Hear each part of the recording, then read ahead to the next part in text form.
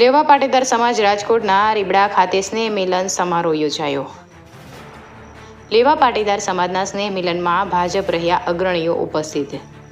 જિલ્લા ભાજપ પ્રમુખ અલ્પેશ ઢોલરિયા સહિત ભાજપ ટીમ ઉપસ્થિત। પૂર્વ ધારાસભ્ય જયરાજસિંહ જાડેજાની આગેવાનીમાં યોજાયું સમાજલક્ષી સંમેલન। રીબડા ખાતે યોજાયેલ ગત સંમેલનમાં જયરાજસિંહ જાડેજાએ 22 ડિસેમ્બરે સંમેલનની કરી હતી જાહેરાત। ભરત ભરડવા સાથે રોહિત ભોજાણી, રાજકોટ।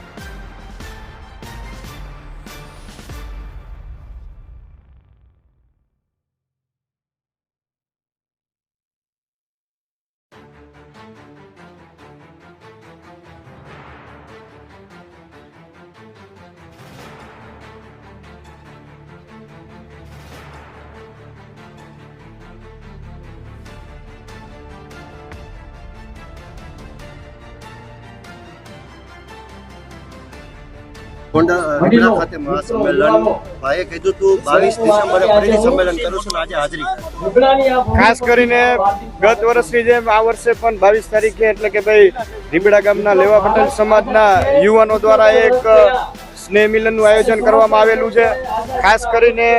મુખ્ય 3 મુદ્દાને લઈ અને આજરોજ રીબડા ખાતે ફરી એકવાર સ્નેહ મિલનનું આયોજન છે અને રીબડા ગામની અંદર જે પણ કોઈ લેવા પટેલ સમાજના યુવાનો રહે છે, હરેક સમાજના લોકો જ્યારે ગામની અંદર વસવાટ કરે છે ત્યારે અમારા પરિવાર વતી ને મારા પિતાશ્રી વતી જે અમે ખાતરી આપેલી હતી એમ કે ભાઈ રીબડા ગામના કોઈ પણ ચોક્કસ એક વ્યક્તિ દ્વારા જે રીતે સમાજના યુવાનોને જે રીતે ટાર્ગેટ કરવામાં આવેલા હતા, બહારથી આવેલા વેપારીઓ છે, ઉદ્યોગપતિઓ છે, એમને ભૂતકાળની અંદર જે રીતે ટાર્ગેટ કરવામાં આવેલા હતા અને જે રીતે રીબડા ગામની અંદર અમુક તત્વો દ્વારા અશાંતિનો માહોલ ઊભો કરવામાં આવેલો હતો,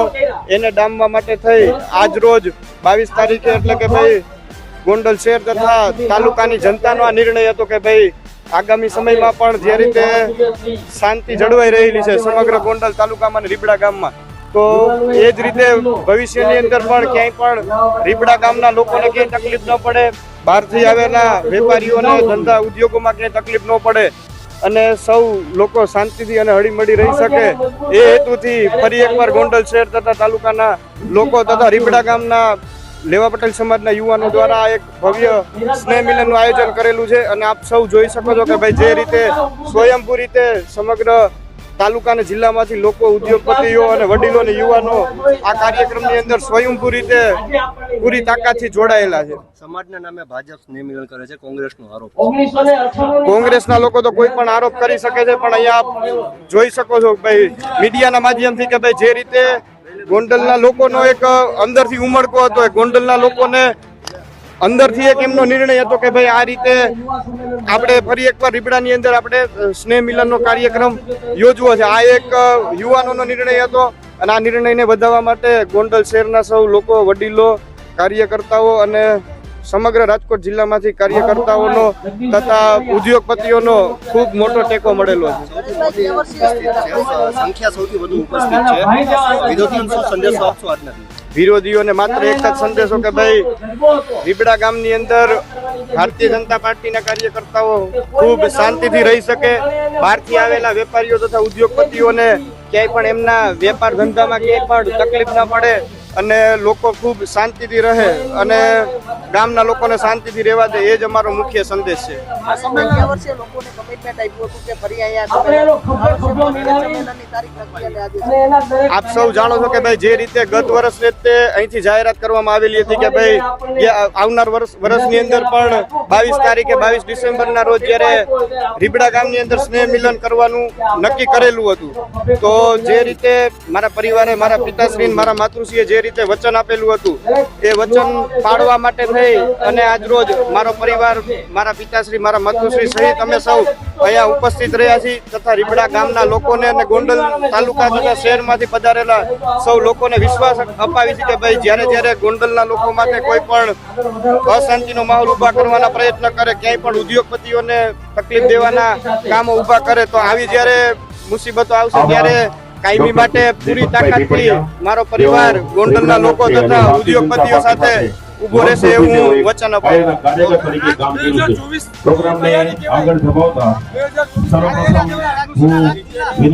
આ સંમેલન નવા વર્ષ આવ્યું છે, નવું વર્ષ આવ્યું છે, એને લઈ અને લોકો આપણે સૌ હળીમળીને સૌ યુવાનો ભેગા થાય અને સાથે ભોજન લે, એ હેતુસર આ આયોજન કરવામાં આવેલું.